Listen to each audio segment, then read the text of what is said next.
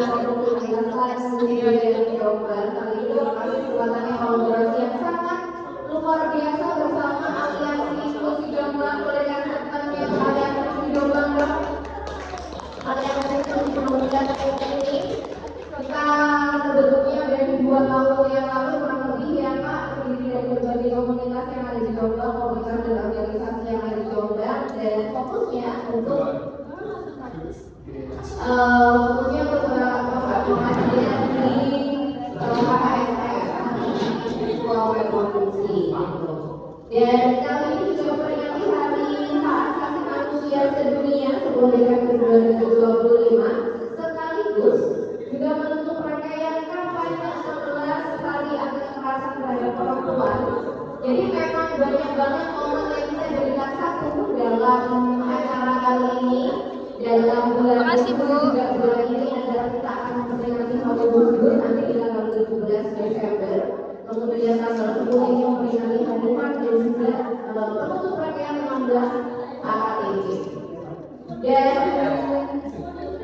kita memilih tema yang ini apa ya, bisa dibilang bisa ngaruh ke semuanya, ke perempuan, ke hak asasi manusia juga, dan ini sulit untuk di semua wilayah tentang moral, berkah, dan batas pemahaman dan kekerasan seksual. Namun sebelum itu saya sih ya semua yang ada di sini, jadi adalah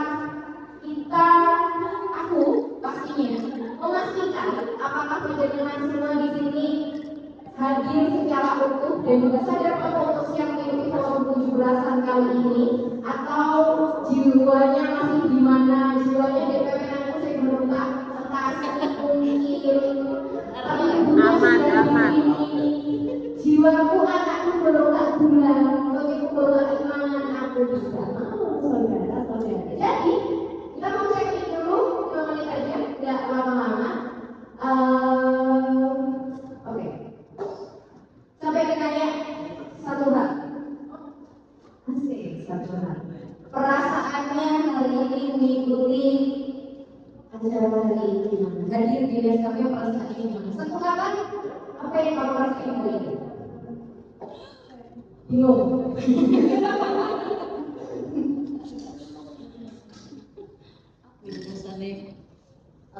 Campur aduk. Oke, terima kasih. Kita geser ke sebelahnya. Ibu, satu kata yang menggambarkan perasaan Anda hari ini. Senang. Oh, senang. Makanya satu. Ya, mari putih. Dari 10 ya. Satu kata yang menggambarkan perasaan hari ini. Bahagia. Bahagia. Terlihat dari mukanya Mas Erwin, silakan. Bersyukur. Mas Sindu. Mampu nggak satu kata yang menggambarkan perasaan hari ini. Lama.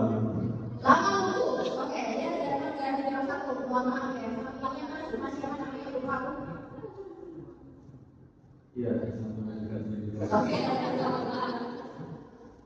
Kata apa nih Kak? Perasaannya hari ini. Penasaran? Oke, good. Bu Kolim. Ambiar.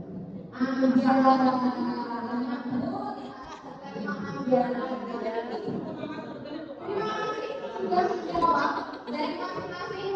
Kita tahu akhirnya bahwa memang beberapa untuk datang ke sini itu tidak hanya dibutuhkan fisik aja, yang hadir secara fisik aja, tapi jiwa kita juga hadir. Bahwa pemikiran kita juga hadir di sini dan siap untuk hadir di forum diskusi forum 17-an Gus Dur yang Jombang. So, nggak usah lama-lama lagi untuk hari ini kita sambut nggak tuh pengantin kita yang pertama dari yang Rahmati, Direktur Pesantren Khairiyah Hadir Jombang, Koordinator Kesenian Jombang dan juga Koordinator Bidang Hukum, Politik dan Advokasi PC Pakaian NU Jombang. Selamat sore. Yang kedua, berikutnya ada Kak Fuad Abdillah, beliau adalah koordinator aliansi dan juga koordinator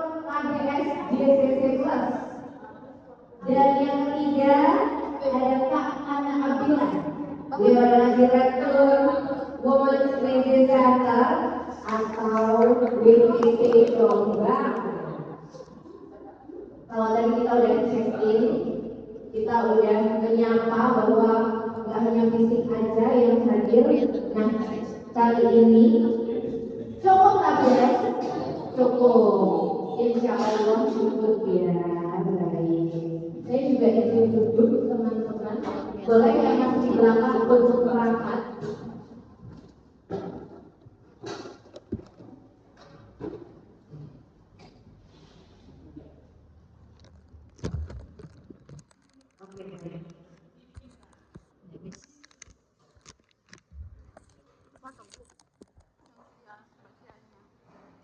Ini runtuh guys. Baca ya? Kurang maju, kepotong. Oh iya. Kali-kali sama datang, kakak berdua silahkan scan barcode yang ada di pintu sampai untuk mengisi daftar hadir. Mungkin nanti akan mengisi daftar hadir juga di yang disediakan oleh teman-teman dari WCC. Oke. Terima kasih.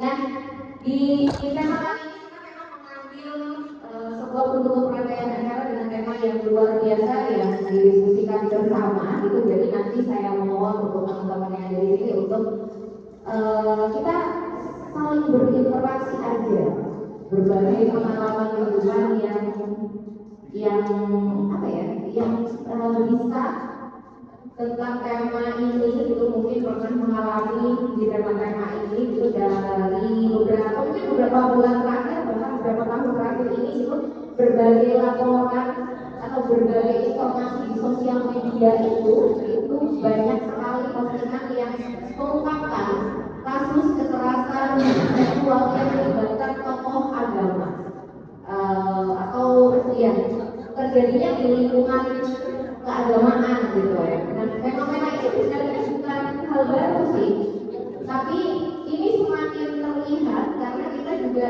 alhamdulillahnya semakin aware gitu. Terus banyak juga yang tahu dan akhirnya banyak yang melapor, kemudian juga semakin berani bersuara gitu. Nah, untuk itu kalau tadi saya sudah memperkenalkan secara singkat tentang narasumbernya, dan lagi untuk yang baru hadir, selamat datang di forum 17 Agustus dari Jawa. Ini dari mana? Dari Salaya. Terima kasih. Jadi mungkin yang lainnya dari iya, selamat datang dari Salaya, kemudian dari Koratul, dari KRI 53, kemudian ada Mas itu dari KBR, nama Bapak Mas siapa sih namanya? Mas Yundan dari UGM. Mas Yundan dari UGM, kemudian ada Mbak Ida, Ibu tiri saya dari PKBI, ya kan? Mas Yafi Miza dari KBR, kemudian Mas Anis dari KDSDC Plus dan Tiga Seramai dari WCC Jombang. Empat, Nina.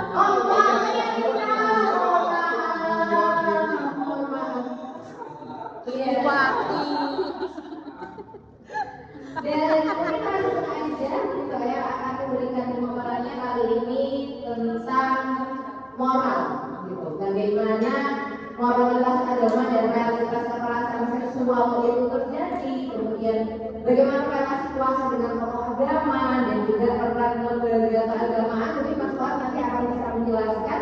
Jadi Mas Fuad ini adalah seorang pendidik sebaya, konselor sebaya dan juga pembina insan GPD Dinas PPA PKB Kabupaten Jombang yang juga bertugas sebagai koordinator KDS DTC Plus Jombang sekaligus menjadi koordinator Aliansi Inklusi Jombang dan menjadi anggota Forum Kabupaten Jombang Sehat, anggota Forum Kespro Kabupaten Jombang dan anggota Percepatan ATM Kabupaten Jombang. Beliaunya pernah menjadi penyiar radio KPAC dan sekarang masih menjadi pengelola CUSW.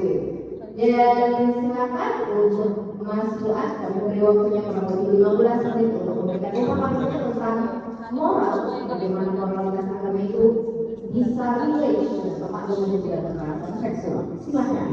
Terima kasih Cia dan selamat sore teman-teman semuanya yang hadir di SKP, Konjil Emma, Julian, kemudian Budir, analis kita juga hadir dari Direktur Policy Center, dan juga teman-teman yang hari ini berbahagia yang mungkin juga nantinya akan menonton secara live begitu dari akun sosial media Julian maupun teman-teman dari aliansi inklusi. Ada 3 kata Cia, terima kasih juga Cia sudah memberikan waktu buat saya. Saya tidak terpanjang sebagai pemateri. Ada 3 kata, tadi sudah terplot dan saya sepakat dengan plot itu. Ada 3 kata yang menjadi tema mimpi hari ini: moral, berkah, dan batas. Moral nanti saya yang mencoba untuk menjadi pemateri begitu. Berkah dosanya yang beliau yang ada di sebelah kanan saya, pengasuh pondok pesantren di sebelah begitu. Batasnya dari sini terkait dengan undang-undang dan sebagainya dari sini. Saya berani moral saja. Ngomongin moral dengan isu HKSR, hak kesehatan seksual reproduksi yang beririsan banget. Saya rasa ngomongin HKSR terlebih dahulu sebelum ngomongin moral. HKSR, hak kesehatan reproduksi atau KESPRO itu sebuah bukan hanya isu, tapi sebuah siklus dalam kehidupan yang tidak bisa terkelihkan, tidak bisa dilewatkan, mungkin bisa terskip dalam kehidupan kita. Pasti laki-laki, perempuan, tua, muda, kaya, miskin, semuanya tidak lepas dari itu. Karena kesehatan reproduksi HKSR ini mulai dari sejak sebelum lahir sampai berada di kandungan sampai persalinan, kemudian tumbuh anak, dewasa, remaja, dewasa, tua pun juga tidak jauh dengan yang namanya HKSR, menopause, andropause, tidak akan lepas dari itu semuanya. Libido seksual, ekspresi seksual, organ-organ reproduksi yang pastinya dimiliki setiap semua manusia, male or female, laki-laki atau perempuan. Yang menjadi catatan di sini adalah ketika kita ngomongin moral adalah ketika organ reproduksi itu dilakukan tidak sesuai dengan waktunya. Yang pertama, belum waktunya digunakan. Atau dilakukan oleh yang tidak sepantasnya dilakukan. Ngomongin moral, ngomongin tidak sepantasnya dilakukan berarti yang tidak berada dalam lingkaran pernikahan yang sah bisa, apalagi dengan balutan-balutan yang lain, termasuk relasi basah, monisip. Kalau yang kami temukan di lapangan, monisip, isu HKSR itu adalah isu besar keluarga kami dan juga aliansi inklusi pastinya, yang juga sebagian besar teman-teman ada di sini. Muaranya yang paling akhir, selain kehamilan yang tidak diinginkan, perceraian, pernikahan ini, dan juga bersama oleh teman-teman dari Genre maupun teman-teman PKBI yang ada di depan saya juga, yang juga satu akar dengan saya sebagai Dewan Pembina Insan Genre.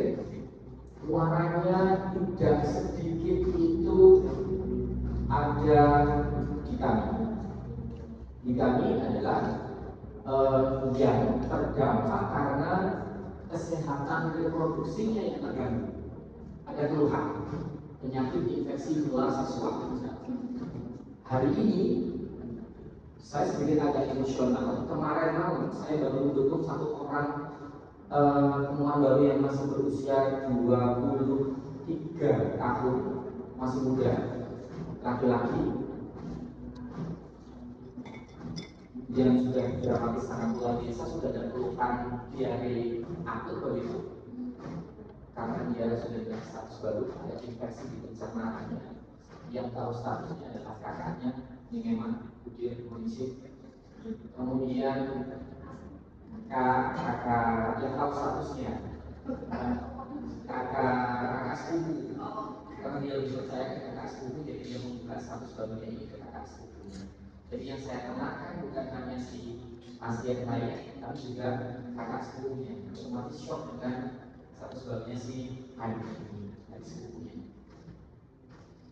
Berbicara moral, awalnya dia juga menjadi korban, jadi sudah terjadi oleh kami awalnya. Jadi dia karena relasi kuasa dia mendapatkan, mohon maaf, oleh orang yang punya kuasa pada dia. Kemudian dilakukan hal-hal yang tidak diinginkan, akhirnya sampai berada di titik ini.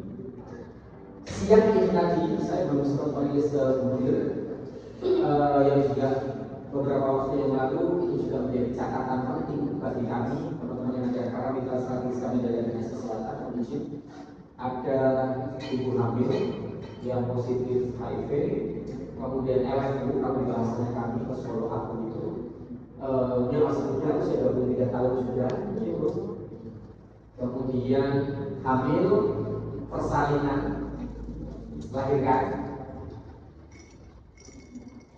sudah teredukasi sebenarnya, tapi edukasinya terlalu jarang begitu, akhirnya disusui oleh seseorang.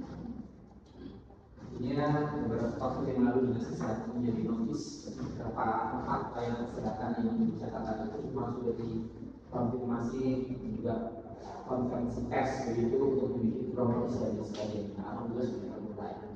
Dan yang menjadi catatan penting hari ini tadi saya belum sempat ketemu dengan si suaminya. Dua waktu yang lalu sudah hadir di layar lalu skip dengan saya. Hari ini ternotifikasi pasangan dan terkonfirmasi positif. Alhamdulillah sudah berada. Tidak sekali dalam rangka melihat apa ya, sedang menjelang bahwa saya bukan ahli ujung dan hukum. Menurut saya menjadi suka orang ini sekilas fotonya aja kan muncul di KTP kan ada tambah-tambahnya dan sebagainya. Kayaknya si perempuan ini yang buyut ini pastinya menurut saya, walaupun saya belum sempat tahu ya, semoga saya salah. Kedua dari suaminya, kayaknya yang berisiko si suami. Sekilas ini kan, karena saya bukan ahli psikolog, bukan ahli neurologi dan sebagainya, tapi kami adalah praktisi yang secara belajarnya itu learning by doing yang melihat secara langsung ini. Beberapa waktu yang lalu kami dengan Adi juga salah satu relawan kami yang sudah makan di KCC, juga makan di lembaga kami, juga Pak Jomal yang lainnya itu juga ngomongnya juga sangat luar biasa dari sana yang bersama, yang dia sudah bersama. Ngomongnya balik lagi ke orang, satu kata orang nanti urusannya berkah, urusannya di sini, kemudian urusannya batas ada di sini. Ngomongin orang, semuanya tidak lepas dari orang. Balik lagi, catatannya adalah ketika masyarakat khususnya semuanya yang pastinya memiliki organ reproduksi tidak mendapatkan informasi yang baik dan benar. Catatannya tidak mendapatkan informasi yang baik dan benar, apalagi ditambah dengan balutan yang tadi moral, kasih kuasa dan lain sebagainya, akhirnya muaranya ada di kami.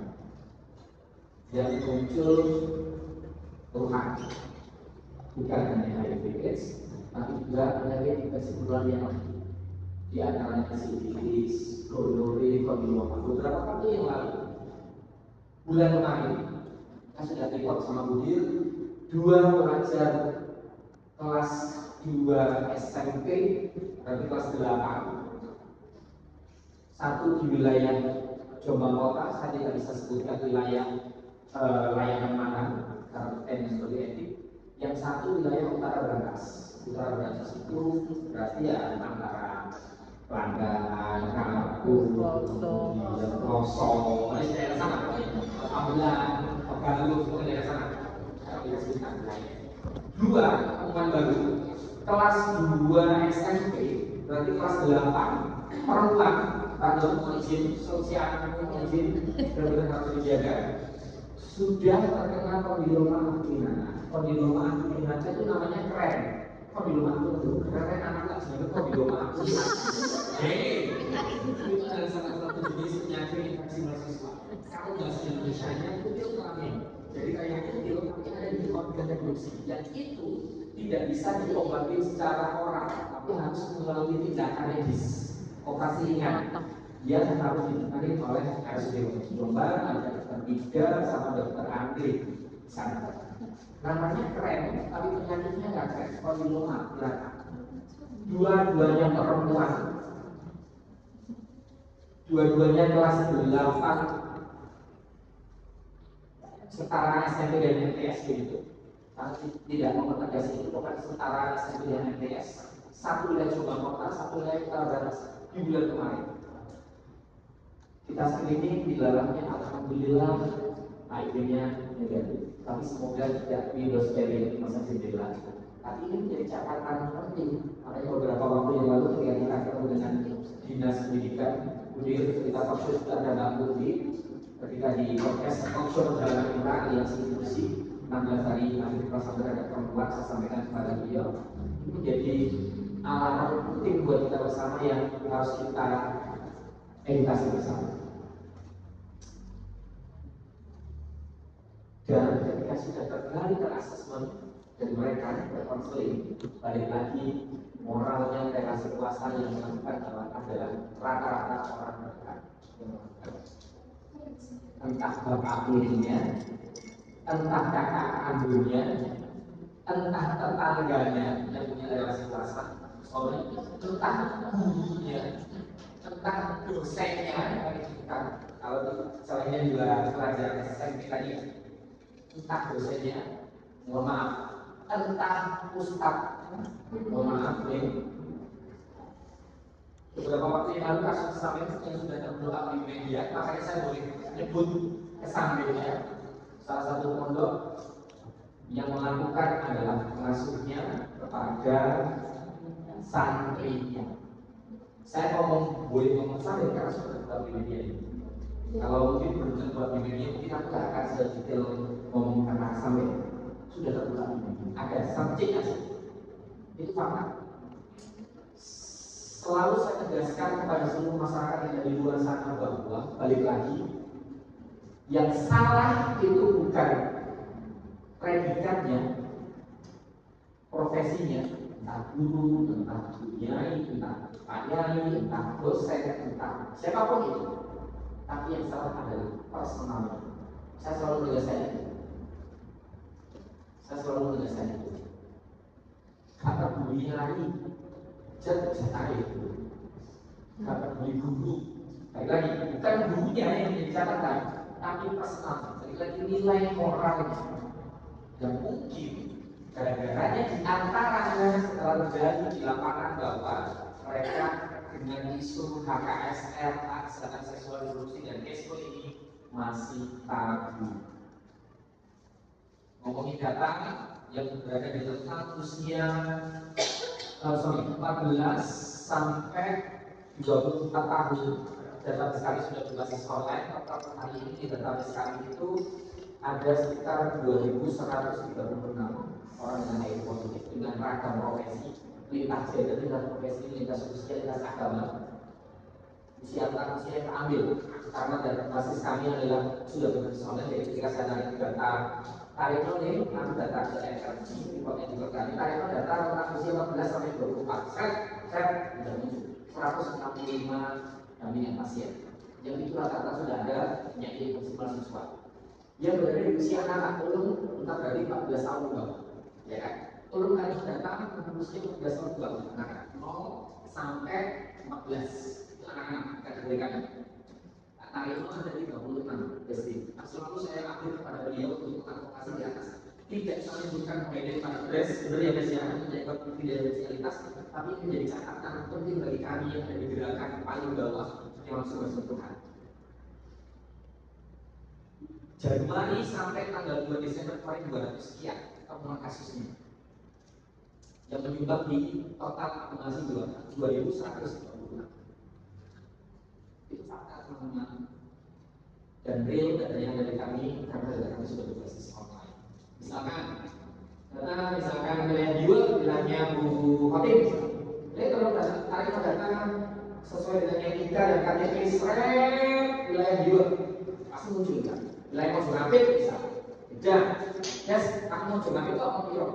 Anda sebut namanya, ibu nama, resep mana dan sebagainya. Monjonapit itu banyak vokasimu misalkan, boleh tinggal saya. Terima kasih. Monjonapit itu apa kira? Saya bisa. Itu real dan ketika orang tidak bisa dan tidak mendapatkan informasi yang benar, jadinya tidak. Mungkin cukup ada rincian berikutnya nanti masalah berkah ada di sini, masalah berkas ada di sini. Terima kasih. Terima kasih Bapak. Boleh kasih sore hari ini juga mengulik sedikit dari apa yang beliau sampaikan adalah dari Januari dan Desember yang seperti kasus adalah ada 200 something kasus ya. Ya, dan itu dari berbagai usia, dari berbagai latar belakang, dari berbagai Surabaya juga. Moralnya selalu beririsan dengan relasi kuasa, tapi ada juga yang respon personalnya. Nah, selanjutnya yang akan menyampaikan pada bagaimana sih konsep berkah ini menjadi sebuah ritual kepercayaan, tapi juga terutama bagaimana seseorang itu akhirnya aku percaya kalau pulau Penjenengan ini akhirnya ini adalah berkahnya saya, gitu kan? Barangkali Penjenengan gitu biasanya kalau dengan bapak agama itu, atau ini juga bisa menjadi sebuah manipulasi spiritual. Dan juga praktek baik dari komunitas, dari lembaga keagamaan atau organisasi ini bagaimana? Apakah memang tertutup itu atau memang belum mendapatkan edukasi tentang hal-hal seperti ini? Penyampaian atau pemaparan tentang berkah ini akan disampaikan oleh Nik Rahmawati yang juga merupakan koordinator bidang hukum politik dan advokasi PJ Surabaya NU Jawa Barat dan juga anggota bidang yang sama di PW Pakaian NU Jawa Timur serta menjadi koordinator kebudayaan Jawa Barat dan juga anggota Rahima UPI atau Kongres Ulang Perempuan Indonesia. Dan untuk sekarang beliaunya adalah Direktur Pondok Pesantren Khairiyah Hasim Seblak Jawa Barat dan sangat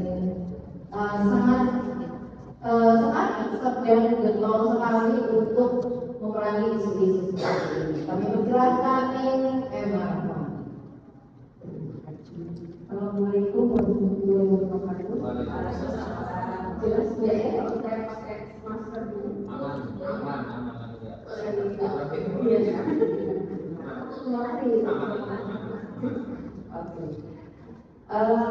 Terima kasih Mas Fuad, Mbak Anas, terima kasih teman-teman yang sudah hadir.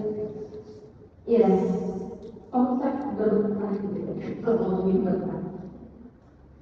Ini yang membuat kami pertama kali ingin mengajarkan acara ini, membuat diskusi tentang bagaimana kekerasan seksual dan apalagi akhir-akhir ini itu banyak sekali terjadi dan tidak cuma kekerasan seksual tapi juga itu juga ada pelecehan seksual juga yang kita tahu di sosial media bagaimana agama kemudian yang masuk kecil gitu kan. Itu yang membuat keresahan kampus ini kok bisa.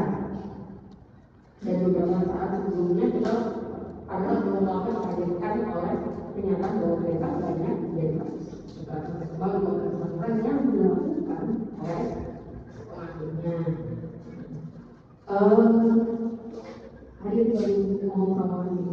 Kalau misalnya dari perbandingan angka itu mungkin kalau dibandingkan angka kasus dengan jumlah tersangka itu mungkin bisa dibilang itu 0,0%. Tapi prioritas sama juga satu saja kasus kalau itu terjadi besar ya itu sudah terlalu banyak karena harusnya itu tidak terjadi iya iya memang tapi maksudnya harusnya dari anggapan kita kan pesantren itu harusnya menjaga moral mengajarkan moral kok bisa sampai terjadi itu kan itu sesuatu yang ini ya kita sayangkan gitu. Nah,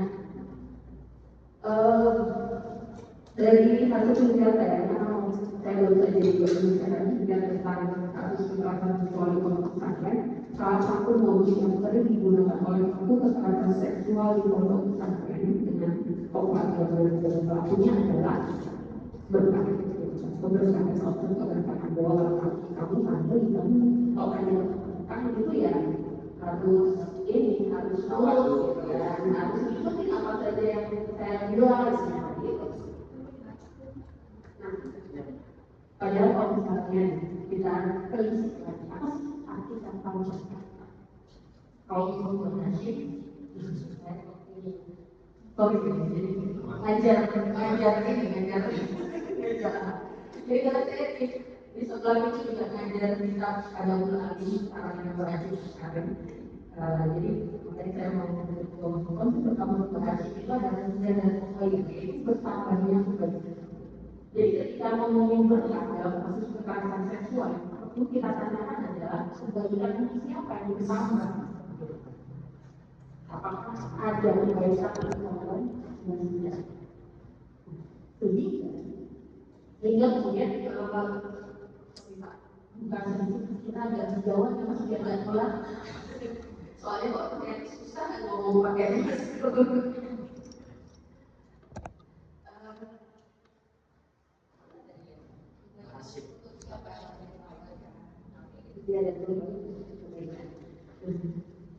jadi dari yang menarik itu dari kitab ini biasanya di kitab akhlak yang lain itu biasanya adalah bagaimana akhlak seorang murid, seorang santri kepada sendiri. Tapi kita ini sedikit dari kita akhlak yang membahas juga tentang akhlak pada muridnya. Jadi saya ketika mengajar ini baru menyadari itu karena selama ini kita selalu melihat tentang bahwa yang harus berharga itu adalah murid ke gurunya. Ternyata kalau berarti bahwa guru juga harus berbeda dengan saya murid.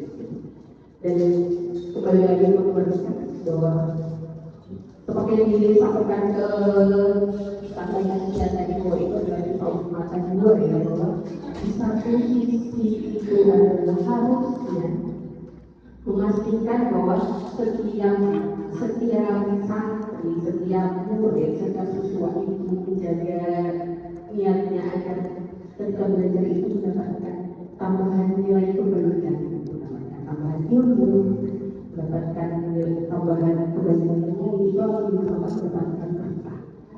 Tapi ketika konsep ini yang dilakukan oleh pemuka agama untuk kemudian menuntut santri untuk mengikuti apapun yang diperintahkan tanpa ada kritis dari santri itu yang perlu kita ulang.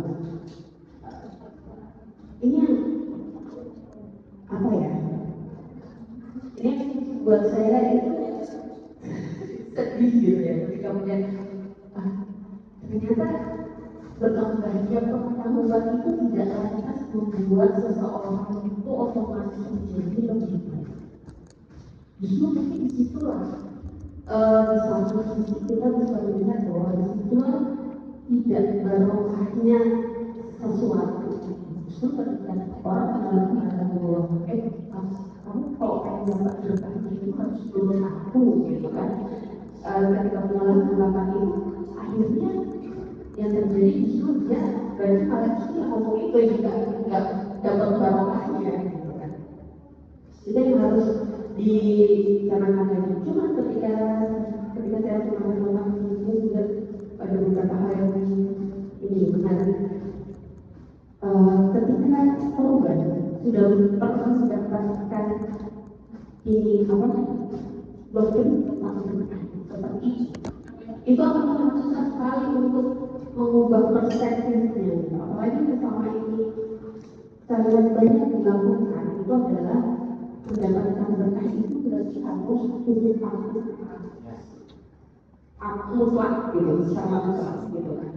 Nah itu yang harusnya tidak dilakukan bahwa ada proses untuk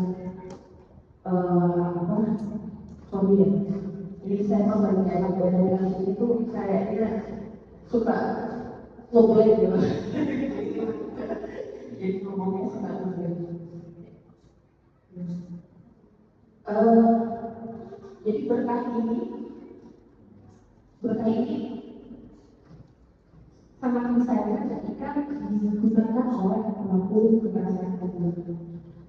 kekerasan seksual yang merupakan tokoh. Dan ini adalah salah satu bentuk manipulasi atau salah satu kekerasan modus kekerasan seksual yang cuma bisa ditemukan dengan kekerasan seksual di lingkungan agama. Karena kalau misalnya di lingkungan di luar agama ya di luar pondok pesantren gitu kan tidak bisa oke tadi masuk lagi saya cerita dilakukan oleh apanya gitu ya masih tidak bisa kamu pokoknya dapat berkah harus turutin nanti dia begini tidak bisa kan yang bisa melakukan itu cuma tokoh agama. Jadi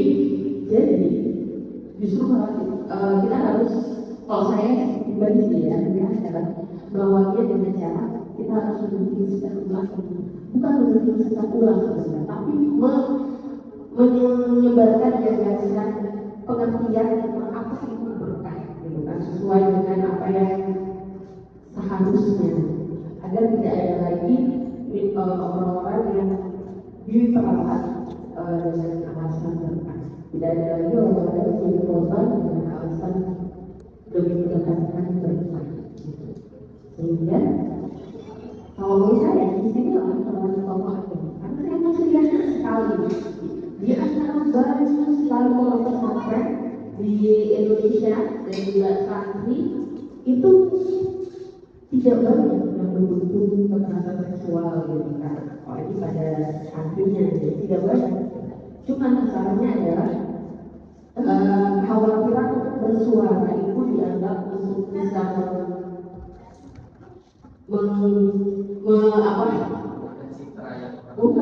menghilangkan keberkahan itu. Jadi seolah nanti kalau ngomongin soal kasus kekerasan seksual itu pondok pesantren dia pun tahu bahwa itu salah, tapi mau ngomong tentang itu nanti yang ngomong kayak yang lain nanti tidak berkah tidak barokah tidak nanti dia tahu suruh saja terjadi kayak gitu. Jadi itu jadinya kalau misalnya kita terus pada konsep itu sangat apa ya mutar aja gitu kan.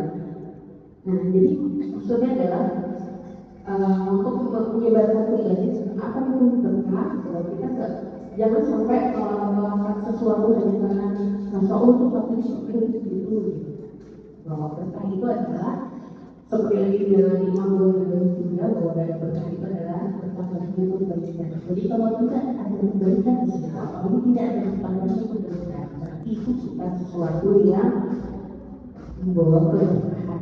Sehingga dalam kasus kekerasan seksual itu sama sekali tidak ada keberkahan untuk korban.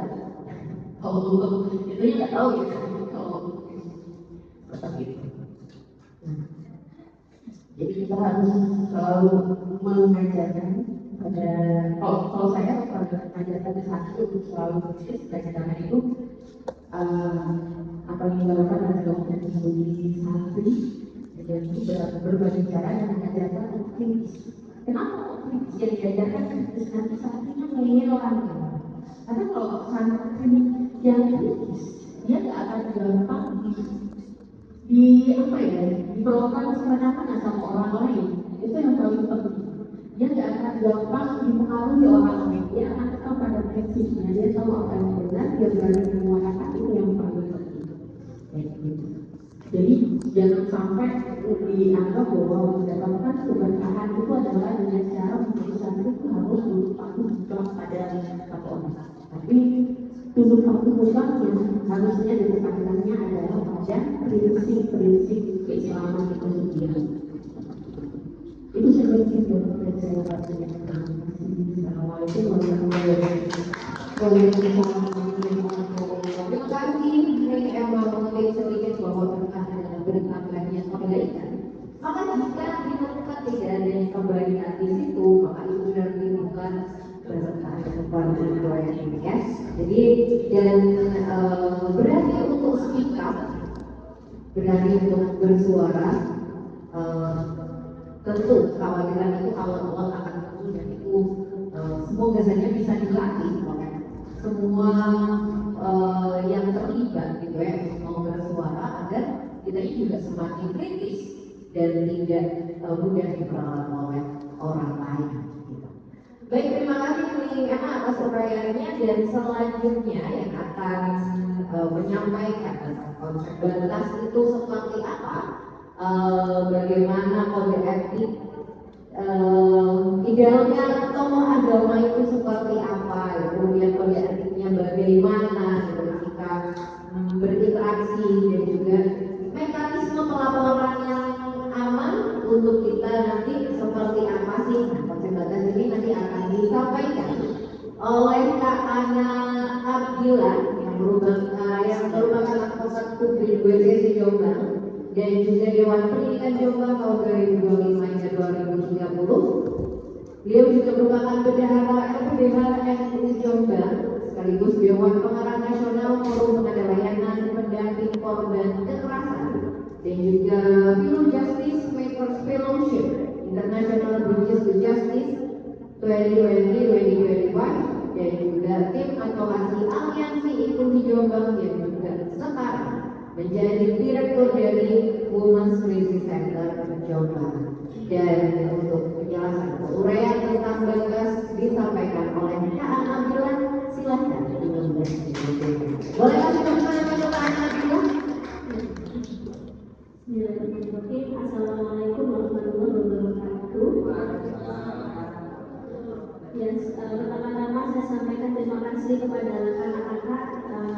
Kita punya kesamaan literasi yang sama ya, seputar isu-isu pencegahan kekerasan seksual di segala ranah. Kemudian saya juga mau sampaikan terima kasih ya memang yang sudah memastikan diskusi-diskusinya itu terus sustain gitu ya, dengan segala dinamikanya. Mungkin ini kemudian juga menjadi puncak meriahnya kampanye 16 hari anti kekerasan terhadap perempuan yang dibawahi sama Bapak Koordinator kita, Pak Soan. Boleh kasih terus Mas Beliau juga. Ya, jadi disampaikan antara berkah dan juga batasan. Nah, saya pribadi punya ketertarikan untuk merefleksikan diri saya, karena kan kita di sini berbagi pengalaman ya. Artinya saya juga butuh belajar dari sisi yang lain yang mungkin saya tidak pernah mengetahui kedalaman persoalannya. Nah, tapi saya akan merefleksikan hal-hal yang sifatnya sangat pengalaman korban sekali gitu ya. Nah, saya berbicara tentang kebenaran moral, saya itu punya keyakinan bahwa pengalaman korban itu harus dijadikan sebagai sumber moral, ya kan tidak? Ya. Nah, kenapa kok KUHP kita itu harus direformasi? Kenapa kok RUU Polri TNI itu harus direformasi? Kenapa kok kitab hukum acara kita itu juga harus direformasi? Karena aturan-aturan itu dibikin tidak bersumber pada pengalaman korban. Nah, pada saat KUHP dibikin itu bersumbernya adalah perspektifnya pada saat itu adalah bagaimana melindungi pelaku kekerasan. Karena atas kewenangan negara itu sangat super power sekali.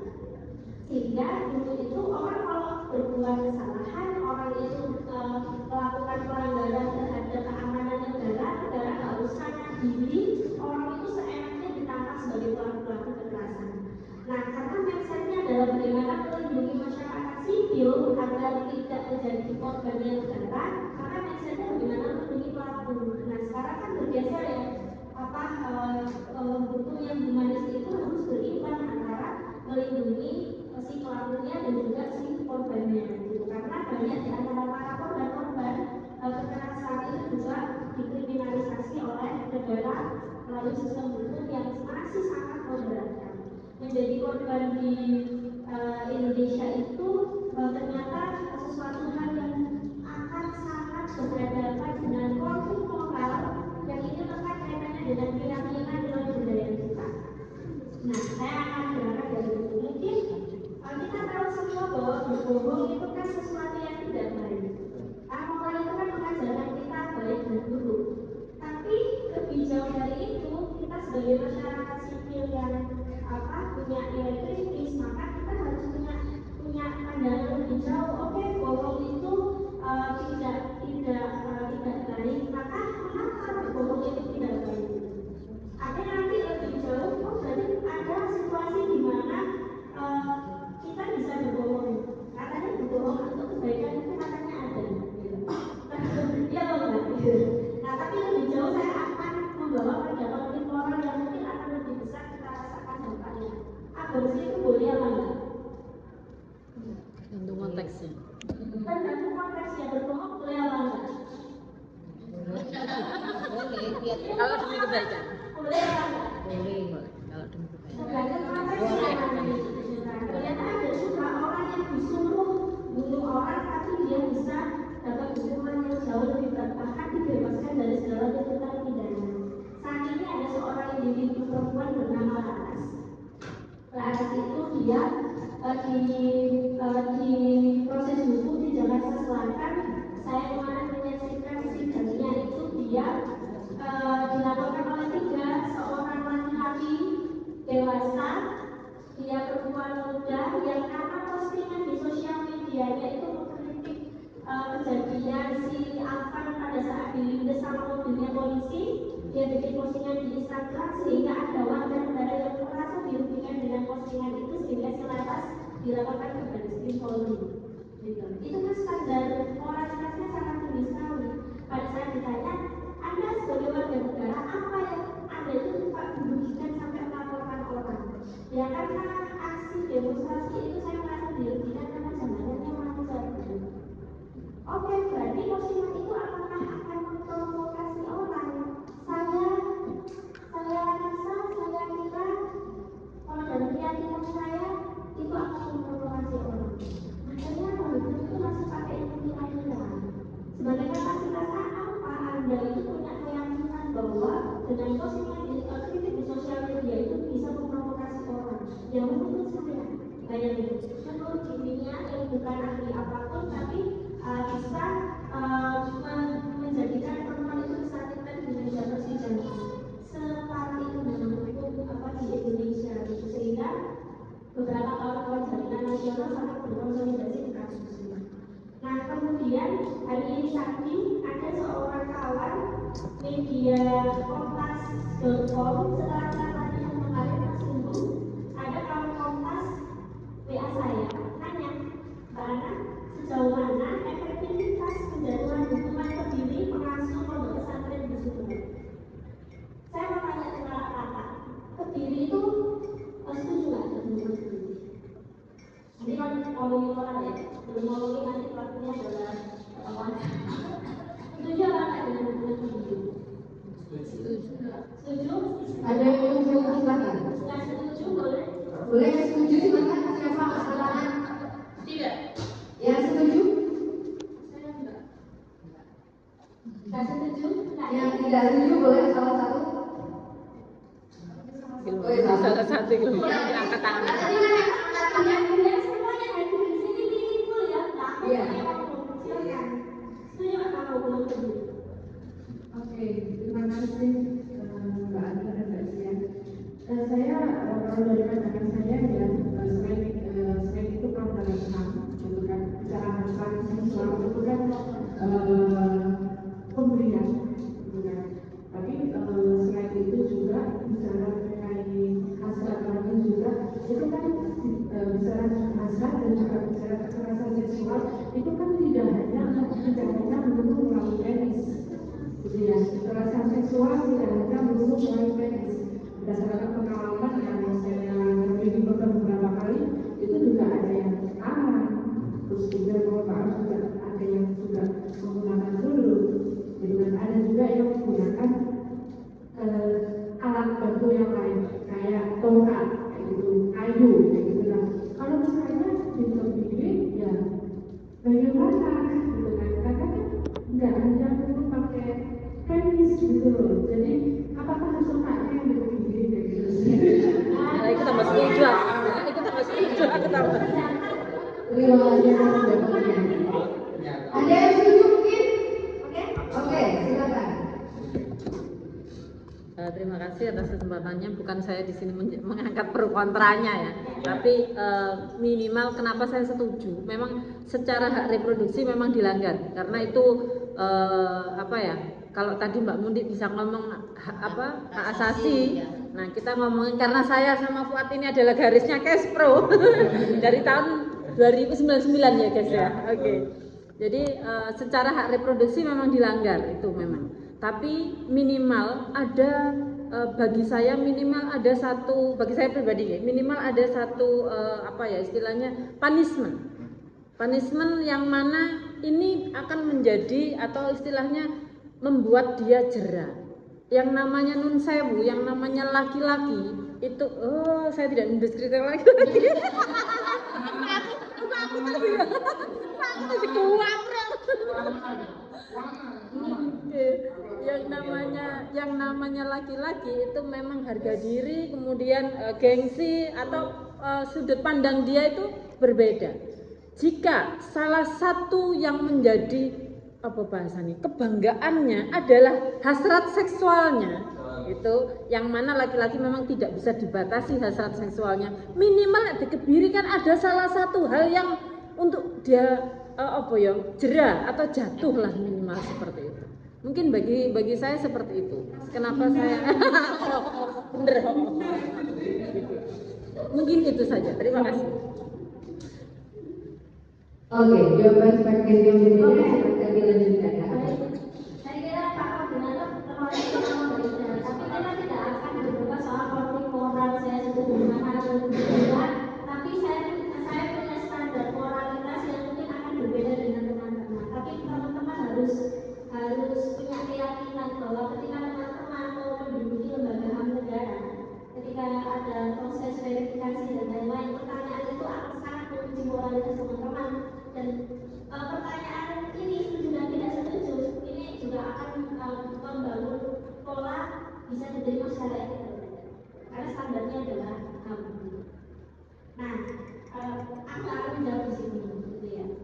Menurutnya pandangan ini kan sangat subjektif. Nanti kalau aku setuju apa tidak nanti nah, saya hanya akan sampaikan. Jadi kita masih masalahnya gini-gini ya. Berarti nanti saya keluar dari sini saya akan menjawab pertanyaan jurnalis Kompas. Saya setuju apa tidak dengan begitu, gitu ya. Mungkin saja saya akan berbeda pandangan dengan teman-teman yang ada di BCC, tapi sejauh ini kita punya nilai yang sama. Belum ada perbedaan nilai. Nah, saya masih mengukurnya pada sisi soal kebiri. Nah, ada 14 isu krusial sebenarnya di KUHP yang kemudian seringkali menjadi konflik di masyarakat. Kita belum ngomongin pidana mati. Di sini yang setuju sama pidana mati siapa? Orang Indonesia menerapkan pidana mati. Putri kemarin putri yang feminisida itu teman-teman setuju nggak bisa dihukuman mati? Setuju nggak? Setuju? Baiknya setuju? Setuju? Di sini yang hukuman mati siapa? Anak-anak. Setuju? Setuju? Ya, saya tahu aja. Setuju. Itu kan standar moral ya. Ternyata di luar ini ada yang nggak setuju. Ada yang masih Asasi. Ada 14 isu krusial. Saya hanya akan saya membahas di sini, saya akan bahas lebih jauh karena aku juga hukumannya di masyarakat. Hari ini saya menyidangkan perkara permohonan variabel. Permohonan variabel. Ayah yang menolak menikahkan putrinya, sehingga dia sebagai individu perempuan harus mengajukan permohonan wali yang menolak. gitu. Sehingga untuk dia bisa kawin tanpa izin walinya, maka dia harus mengajukan permohonan menikah tanpa wali. Karena apa? Bapaknya bilang kalau kamu mau nikah sama si ini, ya udah kalau bapak meninggal dulu. Nah sementara dia sudah menghabitasi itu bertahun-tahun. Teman-teman tahu menghabitasi nggak? Hidup bersama tanpa ikatan perkawinan. Nah dia siri, aksesnya dia juga memiliki identitas siri, tapi dia juga tidak dikasah. Ini kan bagaimana orang-orang seperti ini itu harus diedukasi gitu loh. Bahwa kamu kalau mau ada keberkahan, nilai keberkahan yang ada di situ, maka harus mulai melakukan perkawinan. Nah ternyata itu nggak semua orang itu punya kesadaran itu. Nah hukum yang hidup di masyarakat ternyata saya juga menemukan kasus yang sama di wilayah Belanda. Dia juga kohabitasi. Apakah dia tidak mengajukan kohabitasinya itu karena salah satu pihak itu masih dalam status perkawinan. Dia nggak dikasih dia tidak ngurusi kawin sah. Ternyata saya pernah mengurusi perempuan ini jauh dari akses. Si lakinya itu belum tani, si perempuannya itu miskin, bukan miskin kota, miskin desa pendidikan. Itu dan akses hukumnya sangat minim sekali.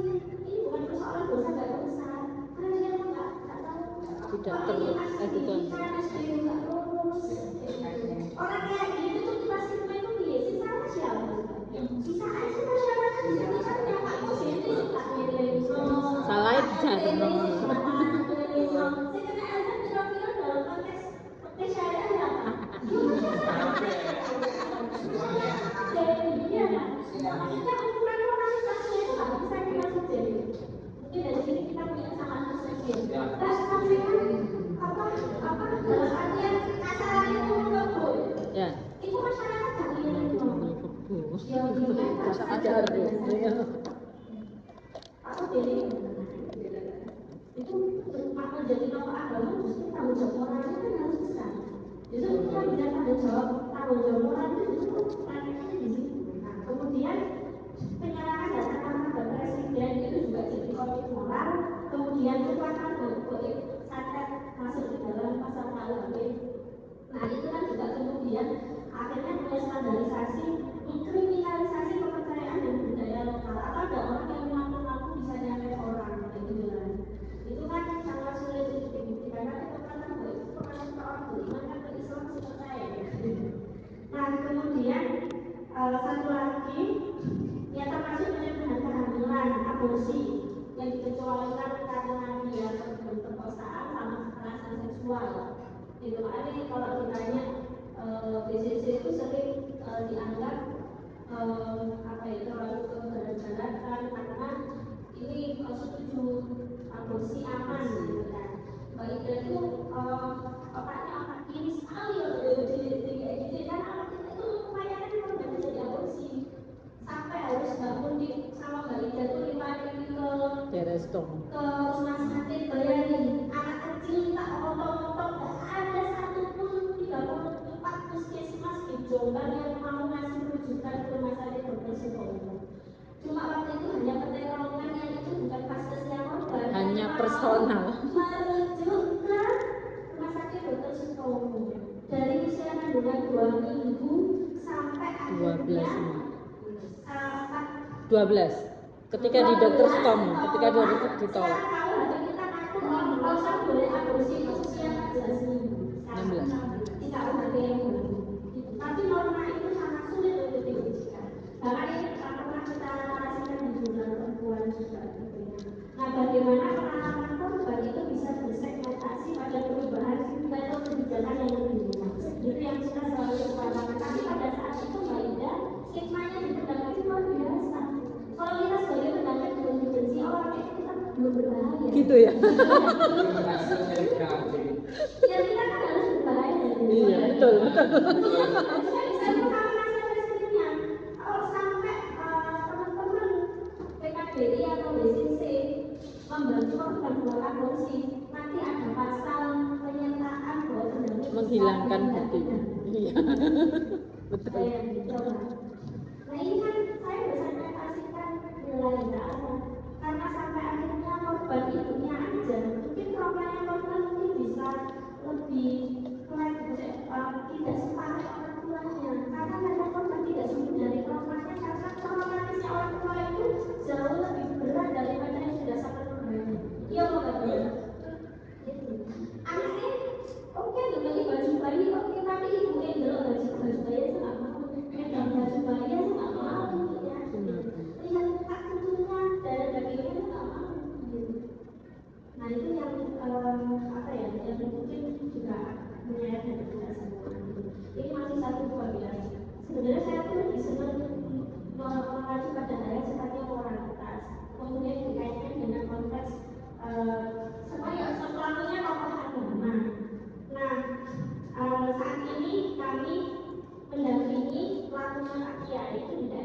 rumah aku. Dia itu mahasiswa pada saat menjadi korban itu semester berapa?